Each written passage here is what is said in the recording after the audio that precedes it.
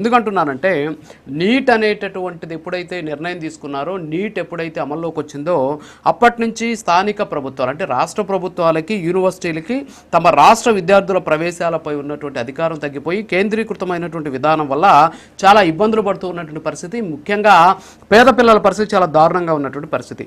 అంతేకాకుండా మనకి ఇక్కడ దారుణమైనటువంటి పరిస్థితి ఏంటంటే విద్యా వ్యవస్థలో సిబిఎస్ఈ అని చెప్పేసి, అలాగే స్టేట్ సిలబస్ అని చెప్పేసి ఉంటుంది.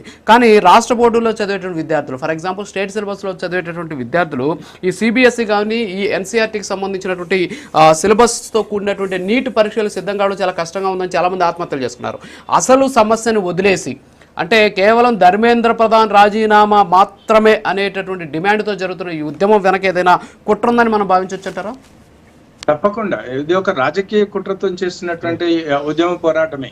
ఎందుకంటే ఇవాళ నీట్ పేపర్ లీక్ అవ్వడం బాధాకరమైనటువంటి విషయం.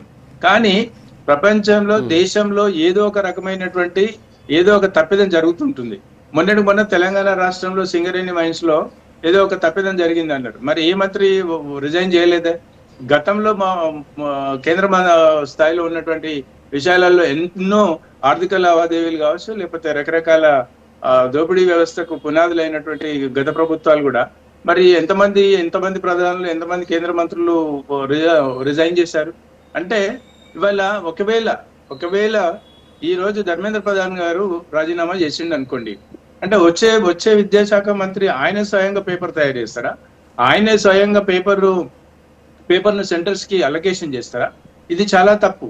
ఎందుకంటే వ్యవస్థలో జరుగుతున్నటువంటి తప్పు చేసిన వాడికి కఠినంగా శిక్షలు ఉండాలని కోరుకుంటున్నాను. అందుకే అయితే మీరు అంటున్నారు నాకు నీట్ అనేది నాకు తెలంగాణ రాష్ట్రం, వేరే రాష్ట్రాలకు వాళ్ళందరికీ ఒక గైడెన్స్ గా నేను ఒక గ్రూప్ ఉంటుంది, నాకు విద్యార్థులు ఉంటారు, అందులో పేరెంట్స్ ఉంటారు.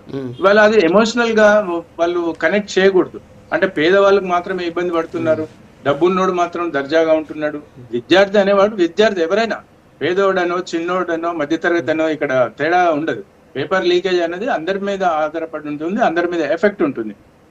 అయితే రాజకీయంగా భారతీయ జనతా పార్టీని కూడా కొంత ఇబ్బంది చేయాలనేటువంటి కుట్ర కోణం తప్పకుండా ఉంది.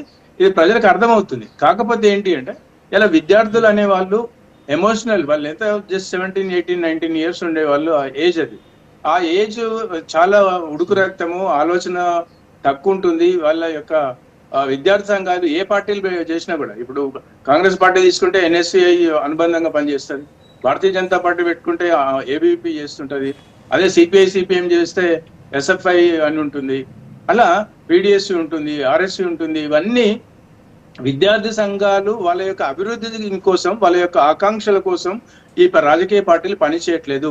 ఎంతసేపు వాళ్ళను ఒక జెండాల్లాగా లేకపోతే ఒక కౌంట్ నంబర్ లాగా చూపించుకొని ఎమోషనల్ గా వాళ్ళతోని తప్పులు చేపించే ఈ దుస్థితి రాజకీయ పార్టీలు విడనాడాలి. మీరు రాజకీయ పార్టీలే కాదు, ఆ పార్టీ కార్యకర్తలు రావచ్చు కదా, ఈ విద్యార్థులను ఎందుకు తీసుకురావాలి? పార్టీలు కదా పనిచేస్తున్నాయి. ఆ పార్టీ యొక్క నాయకులు, పార్టీ యొక్క సభ్యత్వము వాళ్ళని తీసుకురామని 1000 మందిని, 2000 మందిని వాళ్ళు తీసుకురారు.